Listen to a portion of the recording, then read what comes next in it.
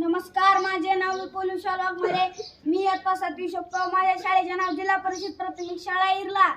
आणि मी तुम्हाला सांगतो की आमच्या गावाची जी परिस्थिती झाली आहे ती धाराशिव जिल्ह्यामध्ये कुठल्याच गावाची परिस्थिती अशी नाही की जशी परिस्थिती इरला गावाची आहे तशी परिस्थिती अख्ख्या जिल्ह्यामध्ये ना अख्ख्या राज्यामध्ये कुठल्याच याची परिस्थिती नाही. आता इथं गेल्या वेळेस पाऊस मरणाचा पडलाय. तेरणा नदीला पाणी आलंय मरणाचं पाणी. ती पाणी सगळ्यात पहिलं आमच्या घरात शिरलंय. आम्ही काय करावं तुम्ही सांगा. आम्ही पावसाळ्यामध्ये दिवस कसं काढले ते आम्हाला माहित आहे. आणि आमची शेत इथंच नदीच्या कडेला आहे ती. समजा नदीच्या कडेला पाणी फक्त पाणीच आहे. आणि तुम्ही बघता आता तर कडबा बी समजा खालाच झाला. मग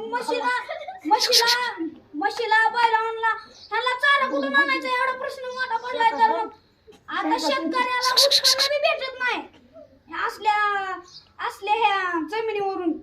ही जमीन मरणाची सुपीक झाली, नापीक झाली. हो सॉरी.